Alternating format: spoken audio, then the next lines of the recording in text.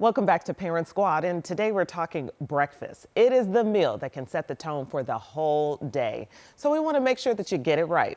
Here to help is Riley Children's Health Dietitian Taylor Parrish, and we love when you come. Thank you for being here because this is a big deal. You're trying to start the day on the good foot. You know, they always say breakfast is the most important meal of the day. That's true? It is true because what you eat for breakfast can literally set the tone for the rest of the day. There's been like the continuous glucose monitor studies done that if you have an unbalanced breakfast first thing in the morning versus let's say a balanced maybe savory breakfast, even if your lunches are the same, you still get the blood glucose spikes. Ooh. So our main idea with breakfast is we want to make sure it's balanced so our blood sugar doesn't spike because our glucose is most sensitive in the morning. We're literally breaking the fast with breakfast.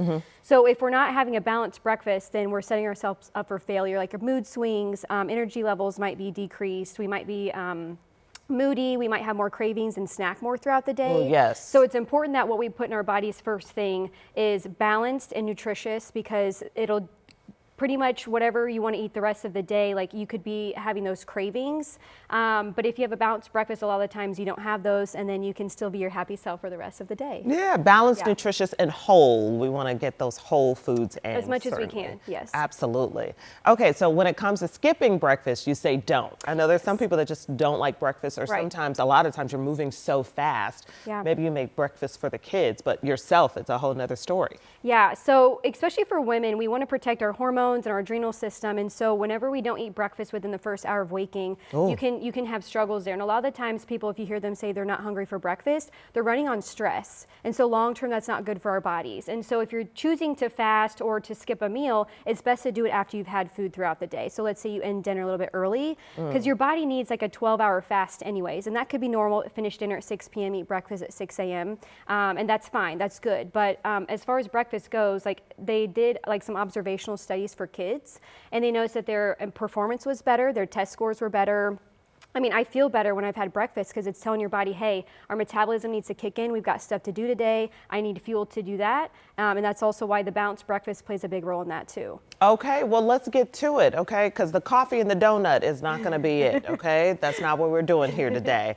So we have some items that we're going to go through today, what we should and should not be eating. Correct. Okay. So what we should not be eating is a lot of the stuff that unfortunately is breakfast food. So when you think of, I grew up on Pop-Tarts, you know, toaster strudels, things like that, and even cereal. And what's marketed for breakfast is your pancakes, your waffles, plain oatmeal, things like that. And so I want to try to focus on how we can get a balanced breakfast, but also if we're going to choose something like cereal, what we can look at on the cereal labels to figure out, is this a good choice or not? I mean, when I tell you, that is what we grew up on. Yeah. Because it was the after school snack, it was the morning breakfast, it was the late night eat, it was the dessert, because it's just, you know, add the milk and you're ready to go. But and we're all in a rush, you know? When I think about how much cereal we consumed, like that's problematic. And the sugar in it. Yes. I mean, I love me a Fruit Loop Cocoa Puff any day of the week, but okay, what should we be eating? Okay, so there's a lot of different cereals up here, and I want to say, like, I want to go through those because they're all different and some are better than others.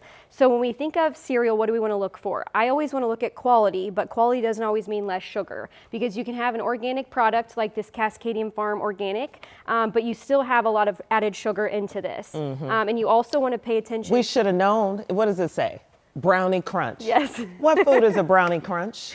Hey, I make a good black bean brownie. Yeah. And it's good for you, and it's still sweet and tastes like a brownie. But that does look good, though. That looks like dessert, though. Yeah, and if you look at it, it does have like the crystallizations on it too. So organic does not always mean lower sugar because we want to pay attention to the fats, the carbohydrates, the fiber, and the protein, and like the whole big picture. Okay, so as a big picture wise goes, a lot of the time something like this, which is more of like a nut granola, we've got our fats coming from nuts and seeds. We've got our sugar coming from like fruit instead of added sugar. So this overall can be a great option. The issue with this is the serving size is just a third of a cup. So I can get like 170 calories from a third of a cup, right? So then volume-wise, I don't know that I would be satisfied for breakfast. Okay, got it.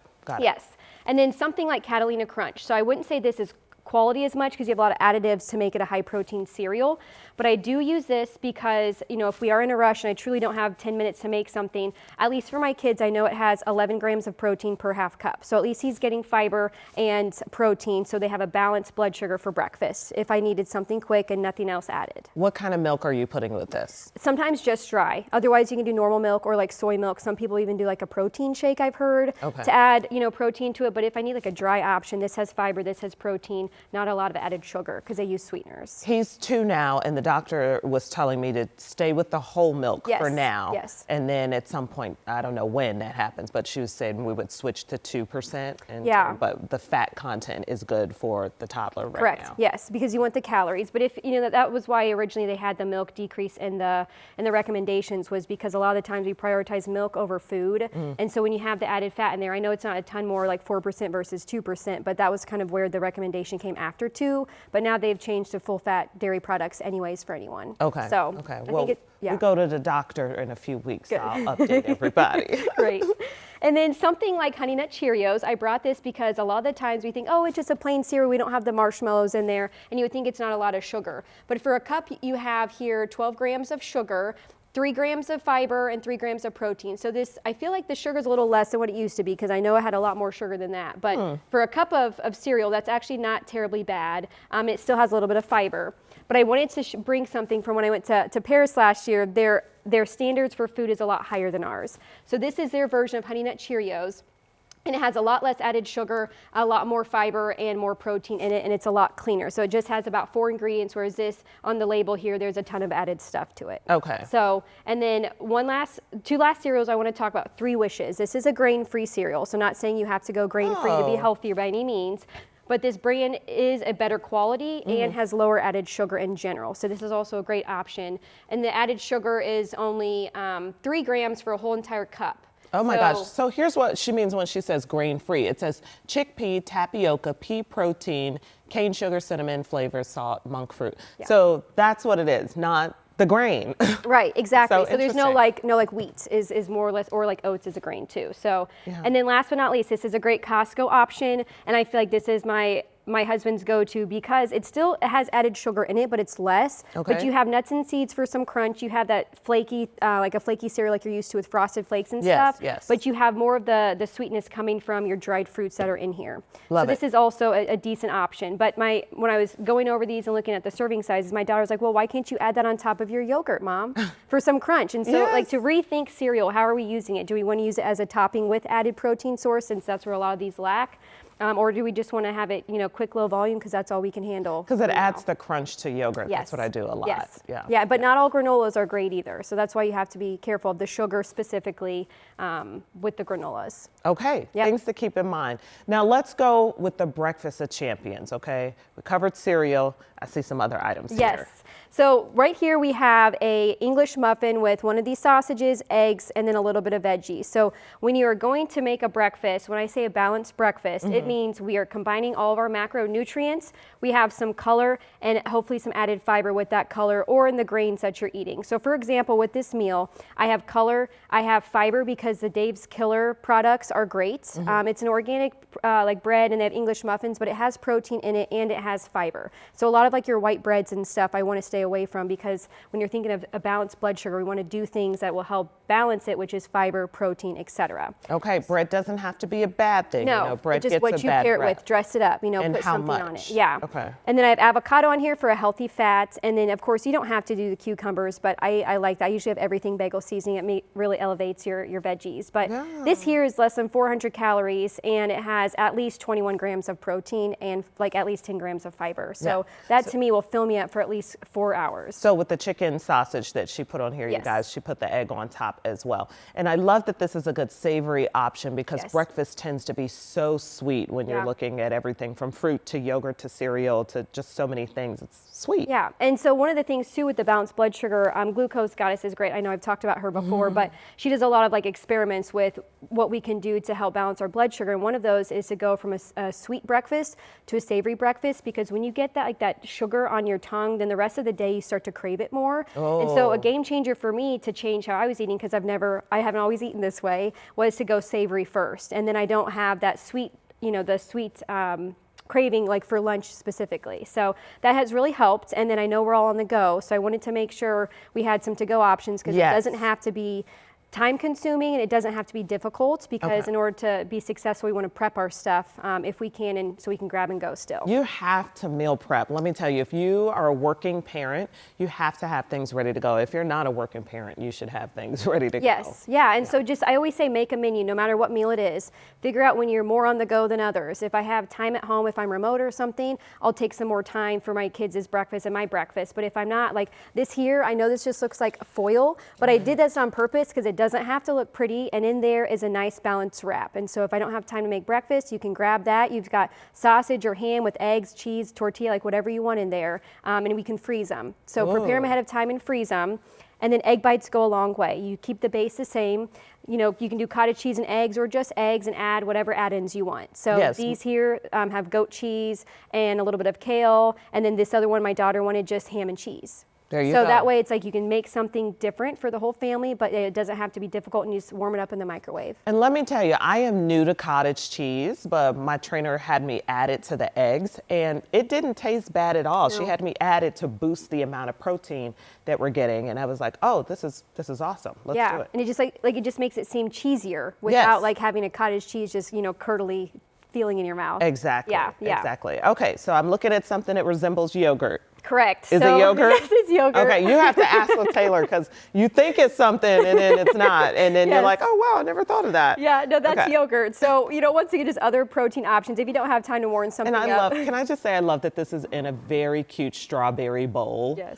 That just spices up breakfast. Yes, I love anything food themed, but my kids too, it helps them be more exciting. So I'll put their oatmeal in there or something, and they're more excited to eat out of a strawberry bowl than a plain bowl. I'm excited. Yes. Okay, so I see fruit here too. Yes, so I don't so when we're talking about adding fiber, adding color to breakfast, I don't want to make it seem like you can't have fruit because it's sweet. Fruit is still great. It has vitamins and minerals. Sorry, I was trying to show the food. It has fiber in there. And you can add it to sweeten things. So you can add it to oatmeal, which is also why I brought the oatmeal over here in a mason jar. But you can, instead of sweetening stuff with like sugar, maple syrup even, you can use fruit, and there's so many more nutrients in fruit, and it's naturally sweet. So you can use that for your yogurt parfait, you can use it for the overnight oats. And the overnight oats, I know it doesn't have any liquid, because I think some people don't like overnight oats, but I want to encourage them that even if you don't do overnight oats, you can still prepare what you want in your oats, and then add water and put it in the microwave in a bowl, and that way you still have a really quick breakfast. I think that would be good for me. Yeah, because I think overnight oats is... It's the mushiness that you have, it's a texture thing that you have to prepare yourself for. Yeah, and if you do want oatmeal, because I'm not saying you have to completely change the way you're eating, what can we do to elevate what we're already eating, or like the things we do like? So with the oats, make sure you have some fiber, like chia seeds, kind of helps, not with the mushiness, but it's like helps thicken it, and for me it's a more filling and also fiber. So your overnight oats, yes, or your oatmeal. or oats in general. Okay. Yeah, and then like I mentioned, with using fruit to sweeten instead of something like sugar, and then having some sort of healthy fat like a nut butter. It really elevates the flavor, so that way you don't have to like, oh, I'm only getting flavor from sugar, right? I just bought some almond butter. Yeah, I like almond butter. I like a good peanut butter. Even cashew butter makes it more of like a cookie dough type taste. Okay. Yep. Okay. And then protein source. So I added chocolate protein powder in that one specifically because I like a good chocolate peanut butter, but you don't have to. Just something to add some protein so it's more balanced. Yeah. That makes a lot of sense. I mean, it's powder. Yeah. You're right. Yeah. And then we have some donuts and muffins right there. And so the donuts, they are chocolate donuts, but they're not your typical just flour, sugar fried donut. So you can still enjoy the things that you like pancakes, for example. There's a lot of great recipes to just add some protein or cottage cheese and put it in the blender like your pancake batter mix. It still comes out great. It still tastes good. Did you make those? I did. You're so fancy. Yes. We do what we call room service Saturday on Saturday. You're such a super because mom. We're so running like all over the place during the week that I wanted to make sure I could have time to have like a little bit better of a breakfast for them. So it was a way for me to like make something like donuts that I don't have time to do on a work day. So yes. And it's a way to, because I find myself, I don't know what happens, I find myself baking too, or doing banana bread because the banana is spoiled or something.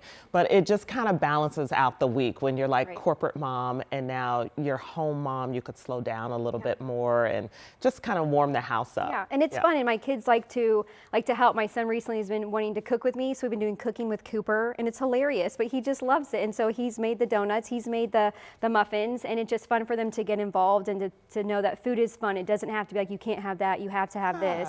So it just incorporating what we call elevate your breakfast options where you can is helpful. And what a wonderful way to spend family time. You're not only giving your kids healthy food, you're also getting quality time in and slowing down a little bit. And so it's a mental, emotional thing too. Yes, yeah, and as moms, we want time with our kids, but also you also want to spend the time, invest in your bodies by putting in good food. So I know it might seem intimidating to consider even 10 minutes to put towards breakfast, but that's how long this takes, if not less. Okay. You know, and I have a pre-cooked chicken option. This is at Costco. Love it. And it has good ingredients. Amy Lou's a great brand. I have seen Amy Lou, but I haven't seen these breakfast chicken sausages. I'm going to take a picture of these. Yes, they're so good. They have little sausage links as well, but easy to add. And since they're cleaner, like a processed cleaner protein, I love them as well. And it's easy just to throw on stuff. Okay. And I've seen this bread brand before. Dave's Killer. And Aldi actually has a brand now that's about half the price, and it's very similar.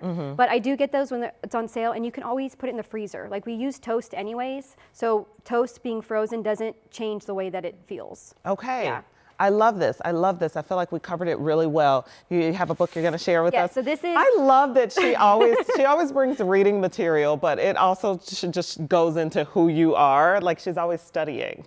Yeah, because there's so much to learn. And I mean, as a dietitian, we're not necessarily taught these things right away. So you have to continue to learn. But Glucose Revolution is from Glucose Goddess. That's her name, but her name's like Jessie, and she's in Europe. But she is the one that taught me so much about why eating for a stable blood sugar is so important. Quite literally the root of all of our potential problems that we may have. Issues with sleep, energy, etc. And as a mom, I don't have time to be tired. So I wanted to make sure I knew what I was doing, and this is an easy read for anyone, not even if, you know, a dietitian or not. But she has really great, realistic things to do, even if you want to have cereal or oats. And so how can we stabilize our blood sugar? Very realistic things in here. Even looking at how to read a label, how to look at a cereal. And I forgot to mention with the fiber specifically, if you want just like a quick number, because some people really feel like they need guidelines. When you look at the amount of carbohydrates, for every 5 grams, try to get at least 1 gram of fiber. Okay. And that helps balance the blood sugar. So that's why fiber matters, and carbs do matter too. But at the end of the day, do the best you can with what you have and find ways to balance it out and never eat a carb by itself. Never eat a carb by itself. I know they're so fun though. I know, but they can be fun dressed up.